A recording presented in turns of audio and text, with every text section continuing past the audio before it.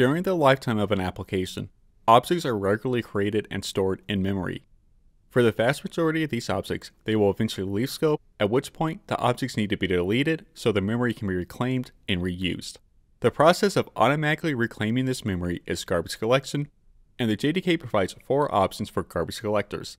They are serial GC, parallel GC, G1 GC, and ZGC. Each garbage collector has its own set of strengths, weaknesses, and consequently ideal applications to be matched with.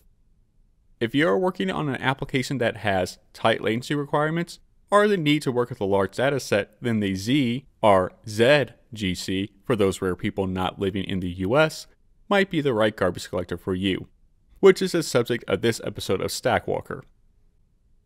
If you are interested in learning more about ZGC, other Java topics, or how to find a local Java users group, and more, be sure to check out dev.java, link in the description. So, you may have heard of ZGC, but what is ZGC at a high level? Well, per the ZGC team's own description, ZGC is a scalable, low-latency garbage collector able to handle heaps from 8 megabytes to 16 terabytes in size while maintaining sub-millisecond pause times.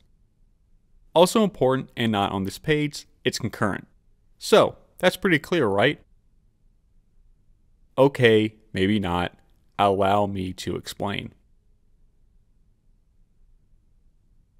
The history of ZGC goes back many years and has no easy start date, as the idea of developing a GC to target the low latency space has gone back a number of years, and several different prototypes have been developed and tested in response to that goal.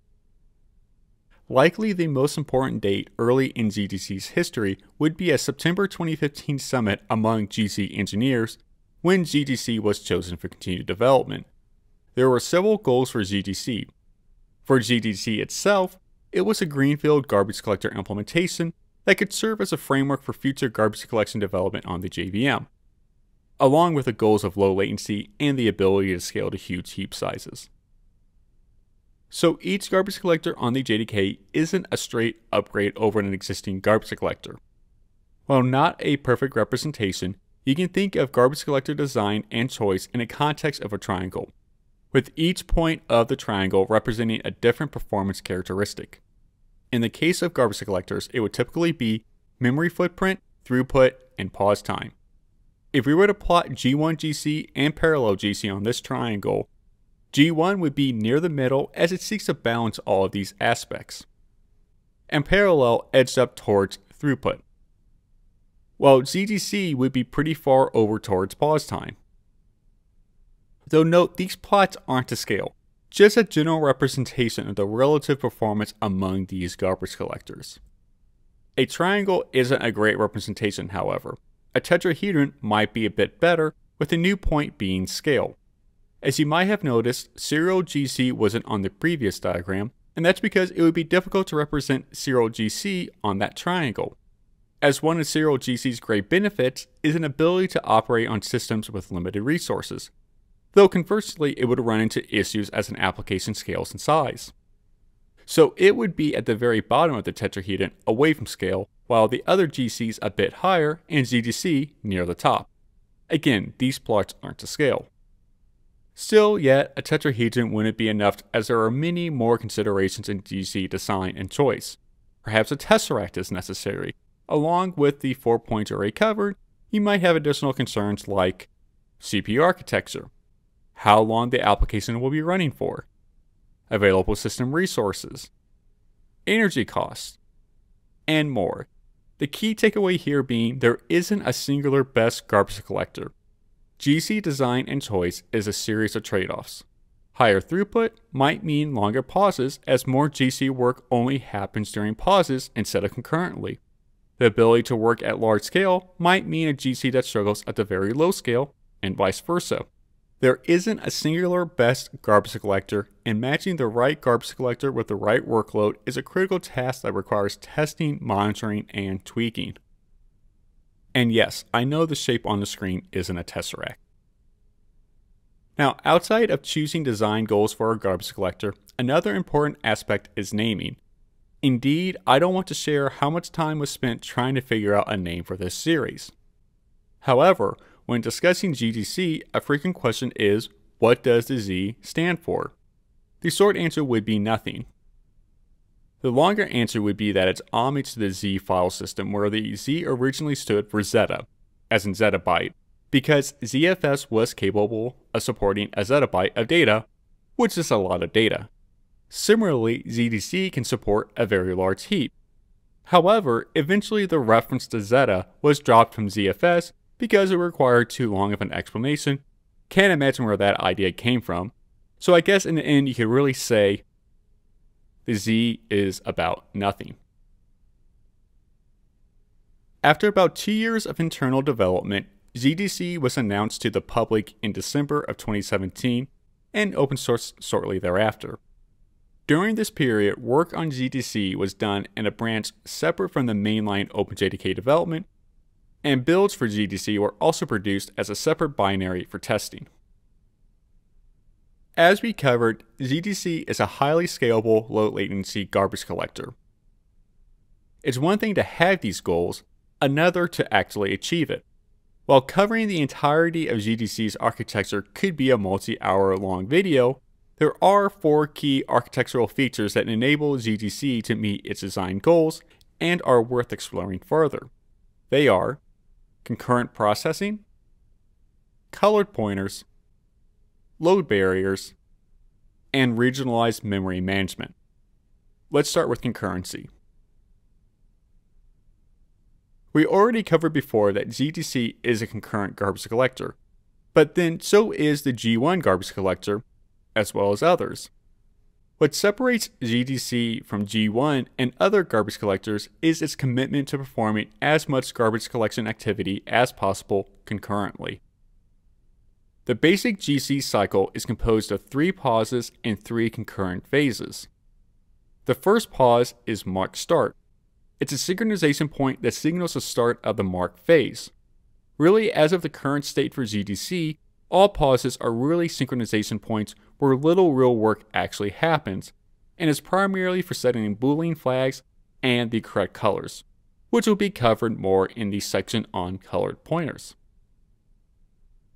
After leaving the pause, ZGC enters a concurrent phase where it will mark the objects on the heap. The next pause, mark in, as the name suggests, signals the end of the mark phase. The next concurrent phase is prepare for relocation. During this phase, ZGC will look for live objects in sparsely populated regions, regions with few live objects that will be marked as evacuation candidates to be moved to a new region. We will cover more about regions later in this video as well.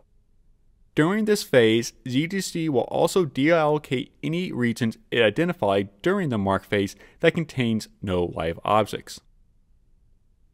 The final pause signals the start of the relocation phase. And the final concurrent phase is for performing the relocation. During this phase, objects marked as evacuation candidates in the previous concurrent phase are moved, technically copied, to a new region. Regions that have been evacuated are then deallocated. References are then updated to point to the new location of the copied objects on the heap. Many garbage collectors perform most or all of their work during a pause phase, as this ensures GC work like moving objects around on the heap won't lead to an application error by using an out-of-date memory reference. However, for ZGC to be able to perform the work we covered in the previous section while the application is running, it needs to have a way of allowing objects to be moved around on the heap while an application is working and not cause an error. There are 2 major architectural elements that address this concern. The first is colored pointers.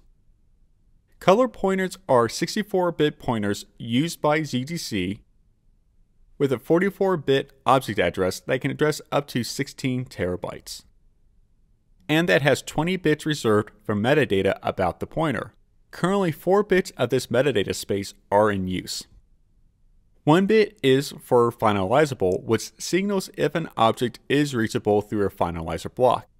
Note that finalization has been deprecated for removal, so please avoid using finalization. The next bit, remap, signals if an object is known to not be pointing into a relocation set. Finally, marked 1 and marked 0 are used to signal if a pointer is known to not be marked. ZGC alternates between GC cycles, which is the correct marked bit. Of course, an application should not be aware of such garbage collection implementation details like color pointers. ZGC is able to use color pointers by employing a concept called load barriers, which are segments of code that are able to interpret a colored pointer. This code example demonstrates where load barriers would be added. Here, several direct and indirect references are being made to objects, fields, and methods. In this code example, the load barrier would be injected after the second line, as only here is an object actually being loaded from the heap, and so would need to be checked to make sure it is valid. The other references do not involve loading an object from the heap, as they are either copying a reference, calling a method, or are not an object reference. The load barrier is actual code added by the JIT, the just-in-time compiler, when the Java class file is being parsed by the JVM. The load barrier will inspect the pointer if it has a bad color. If the color is bad, the load barrier will attempt to heal it by either updating the pointer or relocating the object on the heap. A bad color would depend upon which concurrent phase the GC is in. The majority of the time, objects loaded from the heap space will have a good color, so the load barrier is optimized for that case, which is essentially just a pass-through. If you are familiar with how G1 handles heap space, then you will see a lot of similarities with how ZGC handles heap space. ZGC, like G1, doesn't treat the entirety of the heap as one giant bucket in which to throw objects, but divides the heap into regions. The purpose of regionalizing a heap is to associate objects that might leave scope at the same time together, allowing the garbage collector to reclaim an entire region at the same time instead of having to deallocate each object individually. ZGC takes regionalizing a heap another step beyond G1 by dynamically growing and shrinking the number of active regions during runtime and also having multiple region sizes. ZGC has 3 different region sizes: small, which are 2 megabytes in size; objects that are a maximum of 1/8 a small region size, or 256 kilobytes, will be placed in a small region. Initially, medium regions were set to 32 megabytes in size, but are now dynamically sized based on max heap size, or even disabled if the heap size is small enough. Objects that are greater than 1/8 a small region size, but less than 1/8 the size of a medium region, would be placed in a medium region, so assuming a max heap size greater than a gigabyte, objects greater than 256 kilobytes and up to 4 megabytes in size would be placed in a medium region.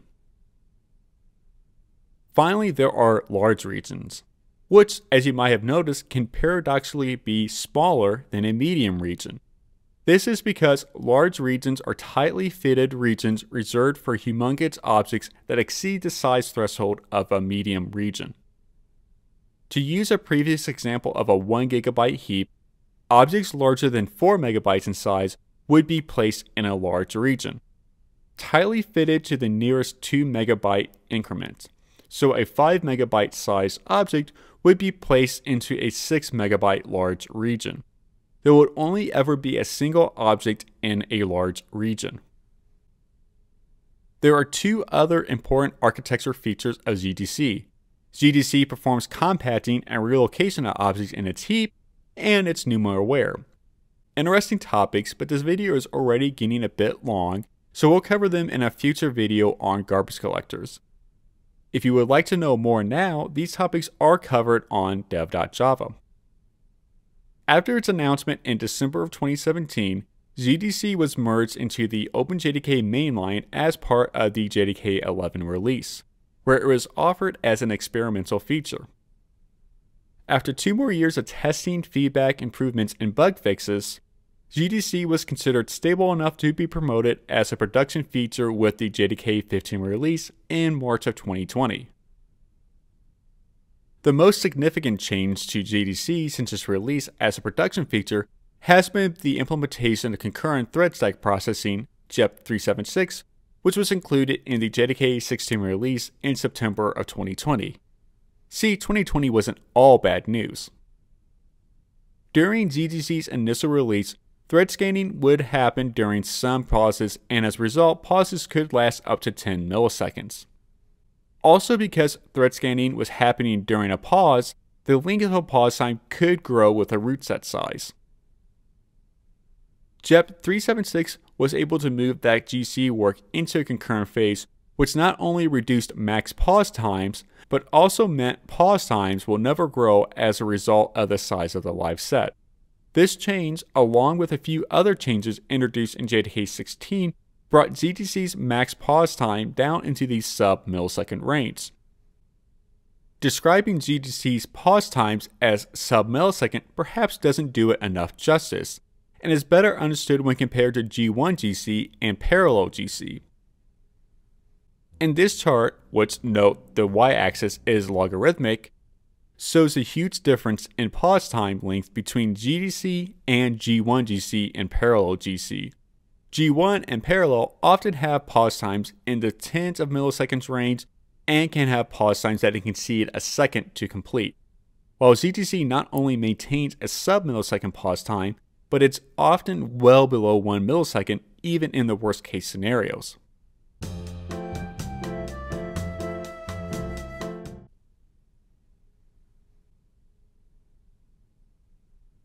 The biggest change on the horizon for ZGC is moving towards a multi-generational garbage collector.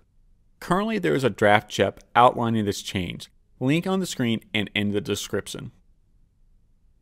As stated in the JEP, the purpose of making ZGC multi-generational is to make it a more practical choice for more workloads, and take advantage of concepts like the weak generational hypothesis. Though multi-generational garbage collectors and how they work are a topic worthy of an entire video themselves, something I hope to cover in the future. The draft JEP on generational ZGC goes into a lot of technical detail, so if you are interested in learning more about generational ZGC, be sure to check out the JEP. And also be sure to try out builds with generational ZGC based on a version of Early Access JDK 21. We would be very interested to hear your feedback, links on the screen and in the description on where to download generational ZGC builds and where to provide feedback. ZGC represents a major rethink in the approach and design of garbage collectors in the JDK, and will continue to play a major role in future GC development. The ultra-low pause times, the ability to scale to huge heap sizes, and importantly, pause times that don't increase with live set size make ZGC a very attractive option for many workloads, a key one being web application where low latency and working with large live sets are fairly common requirements. To get started with ZGC, use the JVM argument plus use ZGC. And be sure to turn on GC logging as well, and consider using a profiler like JDK Flight Recorder as well to get a detailed understanding of what is happening within the JVM. If you're interested in learning more about JDK Flight Recorder, it will be the topic of the next episode of Stackwalker, but until then, you can check out the documentation on JDK Flight Recorder at dev.java. Until next time, have a good one.